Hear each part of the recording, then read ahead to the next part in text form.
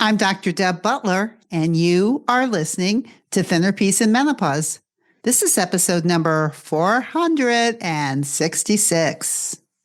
Well, hello, all my dear, dear friends all over the world. For those of you who are watching me on YouTube, and for those of you who are listening to me on any of your favorite podcast platforms, welcome. And today, I want to talk to you and teach you something very, very interesting about the difference between physical hunger and emotional hunger, and a little bit more about urges and a little exercise or game that you can play to tease your mind or give your mind something to do when it thinks about how good something looks and how much it thinks you should eat it. So, first, when we talk about physical hunger, as I've been talking about in the last few episodes, my physical hunger scale goes from a -10 to a +10. -10 is starving, +10 is stuffed. I'm encouraging you to eat between the twos, start at a -2 and stop at a +2. I've been talking about that for a while. If you're just listening to this, just listen to the maybe last 2 or 3 episodes about my physical hunger scale, or just go back to the beginning, if you can believe 466 episodes, and start at number 1, where I teach the physical hunger scale in depth.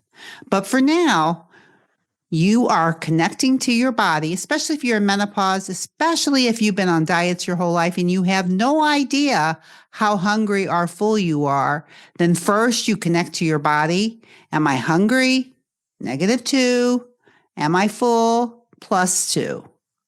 And it's the whisper of hunger and the whisper of fullness. And then when we talk about why do you eat when you're not hungry, which is probably the best question that anyone ever asked me when I was in menopause, and I decided not to go back to Weight Watchers for the 100th time to lose the same 20 or 30 pounds because it was just way too hard. I needed something else. And when a coach asked me, why do you eat when you're not hungry? It opened up all the doors for me to explore my own brain, which is what I teach now, and how I created this thinner peace process of how to be at peace with your body and food, especially if you're in menopause, and be able to get on the scale and weigh what you want and stay the same. So it starts with eating between the twos. Do you know when you're hungry, and do you know when you're full? Now, if you're full and you know you're at a +2, but you want to keep eating, and you do keep eating, we're not talking anymore about eating because you're hungry. Now you're eating for another reason, or at least it's not physical hunger. And this is where we get into the emotional hunger scale of why do you eat when you're not hungry? And this emotional hunger scale goes from a -10 to a +10, just like the physical hunger scale, only -10 are the most negative emotions, depression, anger, at its strongest.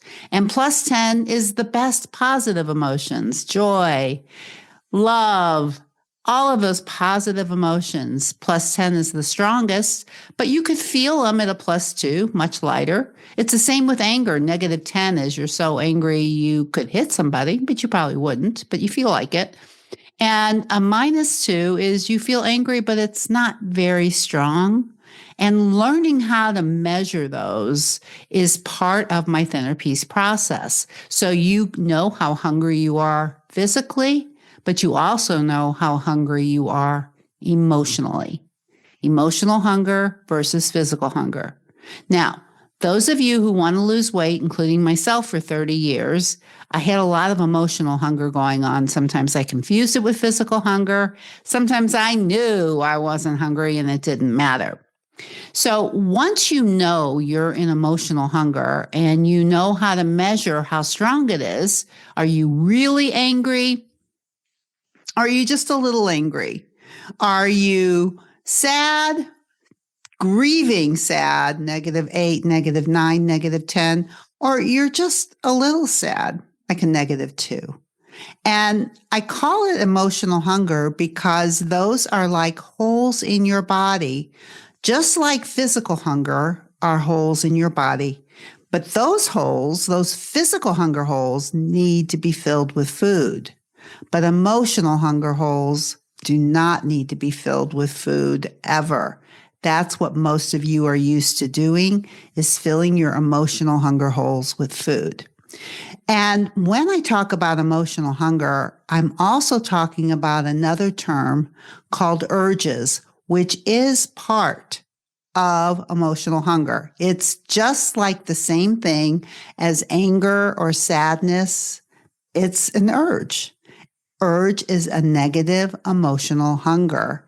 And it's like a hole in your body, and it's your brain giving you messages, either this is so delicious, it's right there, I should eat it, I'm so sad, I need to fill it.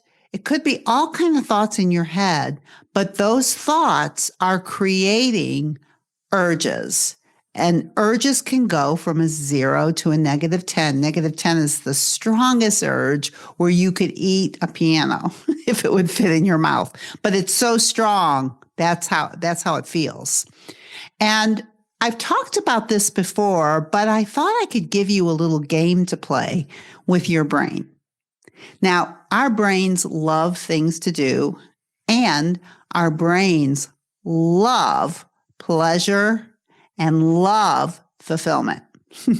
And part of the thing with an urge is that when you have an urge and you think something tastes delicious, you want to eat it to fill that emotional hole, or what we call an urge.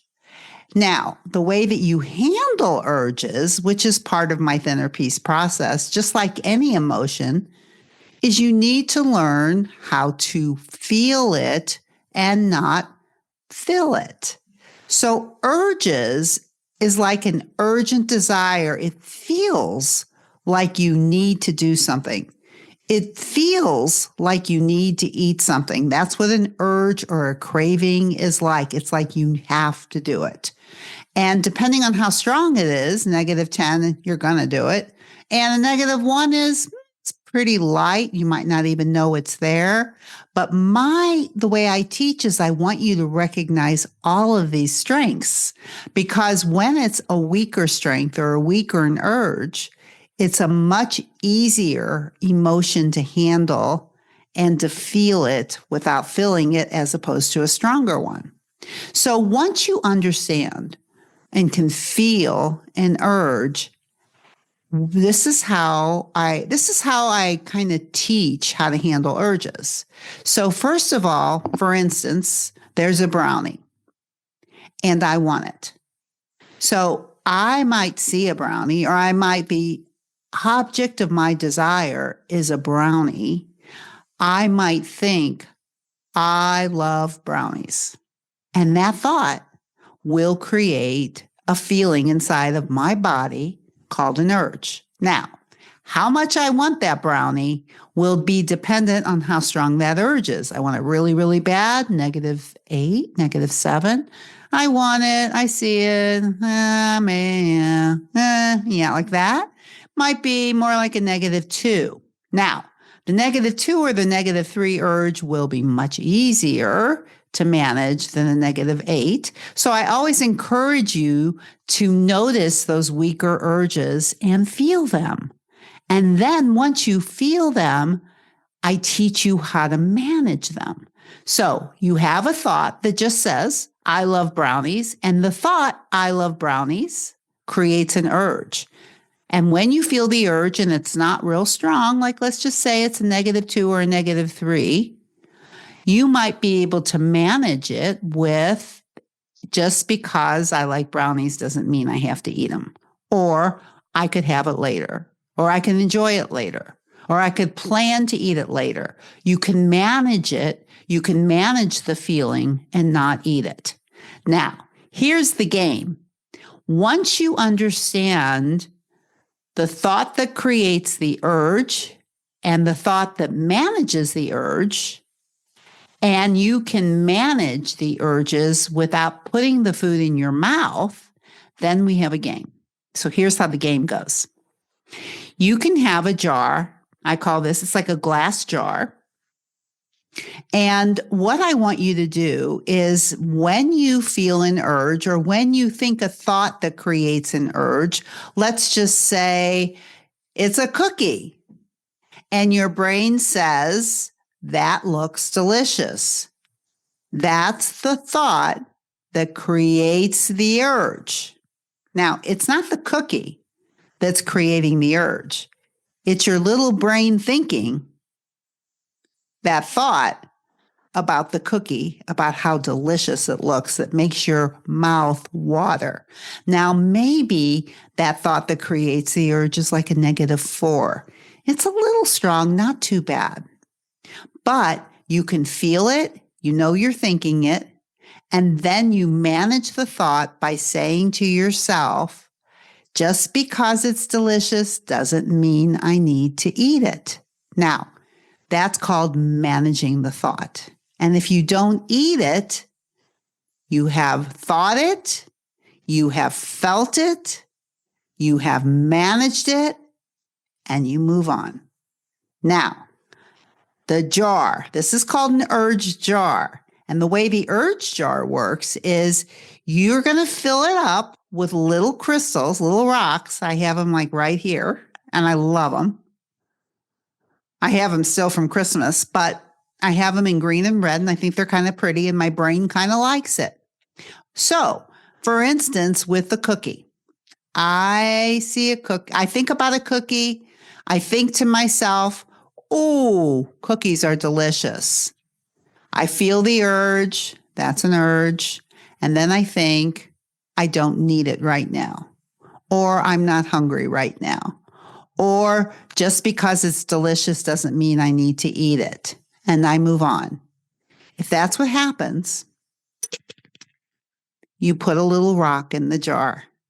In other words, good job. You get a little reward. The goal is to fill the jar up. Every time you think about something that creates an urge, it's going to be the object of desire. For me, it might be potato chips. I love potato chips. They're so salty and crispy. Those are some of the thoughts that I'm going to think that are going to create this urge for me to want to eat it. I know it's an urge. I feel it in my body. And I say to myself, it's salty and it's crispy, but I don't need it. And I move on. I fill it up. The goal is to get as many rocks as you can in here by managing the urges. And pretty soon, your brain gets very, very excited about wanting to fill the jar up. So your goal is to fill the urge jar. If you're filling the urge jar, that means you're not filling up your belly. And your brain is going, ooh, good job. So you keep putting them in. You know, and it might be 5 days, 6 days, but pretty soon this jar is going to be filled and you're going to be very aware of these urges. You're going to be very aware of the thoughts that create the urges, and your brain is going to get very, very excited, not about eating them, but about filling up the jar. And when filling up the jar and seeing all these pretty little rocks gets more fun to you than eating them, you're also learning how to handle urges. You're giving your brain something else to do, and you're teaching your brain how to manage these thoughts that create urges. And I think it's a wonderful magic trick to the brain. But what it does is it starts getting you the one that is in control of what you put in your mouth and what you don't. Because most of the women that I work with always say, I can't control myself around cookies, potato chips, whatever it is. Once I start, I can't stop. Those are all the things that they say. And what I teach when I'm in this centerpiece process is that it's not the food that's doing it. It's your brain and what it's thinking and the feeling and the vibration that it's creating in your body, this craving or this urge. and that you're just not feeling it, you're filling it. So you're going to fill the jar instead of fill your belly. And I'll tell you what, number one, the scale might reflect it. Number two, you might start getting pretty excited. You do it for 5 or 6 days, and the next 5 or 6 days will be easier. I promise you. You can do it with a jar this size, or you can do it even smaller, or you can do it even bigger. But our brains love rewards, and our brain is thinking the reward is the food. You're training your brain that the reward is actually managing the thought. I want you to try that. And also, let me remind you that you can meet with me once a week on Jumpstart Wednesdays. If you're wanting to jumpstart some of these ideas, then every Wednesday at 1 o'clock Central, you can come join me. It's kind of like Facebook, but it's more private. It's on Zoom. You can sign up by going to drdebbutler.com/jump. You can sign up and you can meet me in 2 weeks, since I'm not going to be here next week, but most Wednesdays I will be. You can meet me. You can ask me questions. You can sit and you can listen, or you can even be coached. It's free, and it's a private, safe platform that I created that's a little bit more, a better way for us to meet each other than just listening to me or watching me on a video.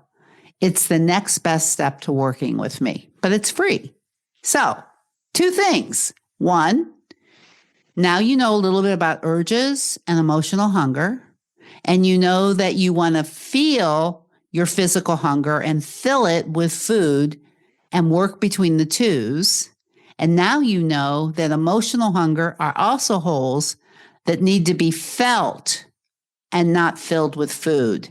And now you have your urge jar, which you can use, that you will fill with these beautiful little rocks to give your brain the reward that it's looking for, that won't hurt you or your waistline or your health.